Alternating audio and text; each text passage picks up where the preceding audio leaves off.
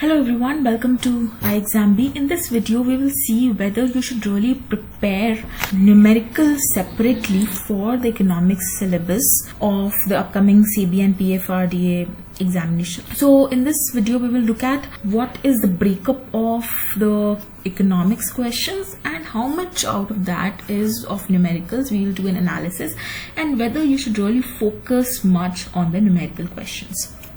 So before I move forward, let me tell you that we are running a flat 50% off on the SEBI Grade A online course. You can use the code NOW50 to avail this offer.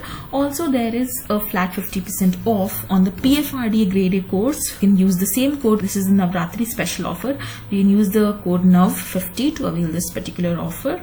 This offer is applicable in all the PFRDA Grade A courses. So let's look at the breakup of the questions in the examination. So if you look at the PFRDA 2021 Phase 1 examination, total number of questions of economics were 8, out of which there were absolutely no numerical questions. Whereas if you look at the Phase 2 examination of PFRDA in the same year, there were a total of 4 questions relating to economics, but again there were no numerical questions from this part. Then in SEBI, if you look at the 2020 Phase 1 examination, there were 6 questions of economics, but again no numerical asked. In 2020 Phase 2 also, there were 8 questions relating to economics, but none of them were related to numericals. But now in 2022 Phase 1 SEBI examination, there were 7 questions of economics, and out of which there was 1 numerical type of a question. Then in Phase 2 also, there were 9 questions, out of which there was 1 question of numerical. So we will look at what these 2 questions were in this video. Now the question is, should you really focus separately on these numerical questions? Now there are 2 things to notice here. First, that as you can see, earlier there was no trend of numericals being asked in the examination. In 2020, in 2021, both the years, you can see there were absolutely 0 numericals. But the recent trend, if you see, now they have started asking numerical kinds of questions. So one way is to think that they are switching the pattern and they're trying to make the questions in such a way that there is some element of surprise also in the examination. So that's one thing. Now the question is, should you really prepare on this one question out of the total 50 questions that you have to answer in the examination, or you should only focus on the conceptual type of questions? Well, to answer that, let's first look at the kind of questions. What were exactly these questions? So the first question, as you can see here, was from the demand and supply topic. So here you were given 2 equations. First was the demand equation and the supply equation, and you had to find out the equilibrium quantity and price. Now, even if you haven't prepared separately for a numerical based on this topic, it's just simple common knowledge that you have to apply here. You have to just equate these 2 equations.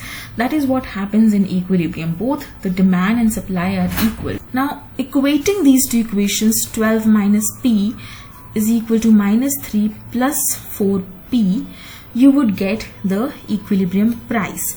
So as you can see here, 15 is equal to 5p. So this implies your price would be 3. That is the equilibrium price.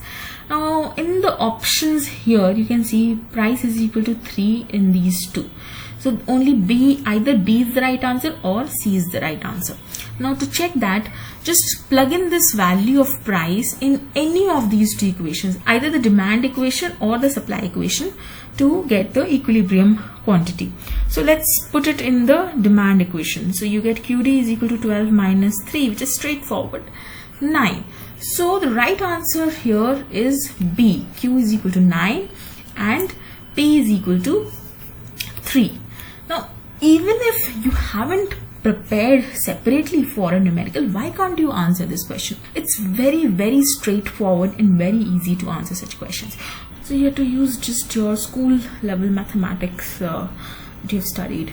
just equating two equations and finding the solutions. Now next question that was also related to numerical was, you were given GNP at market price and consumption of fixed capital, indirect tax and subsidies. These values were given to you and you had to find out net national product at factor cost.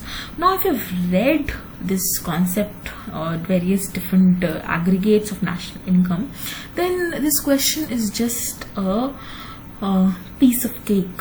It's just a matter of a few seconds that you can find out this value of NNP at factor cost. GNP at market price is given to be 5069 to you.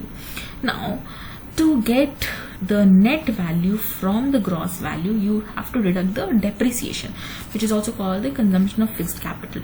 So this is given to be 626 here. So you subtract this here. So you will get the value 4443. The number that you get here is NNP at market price.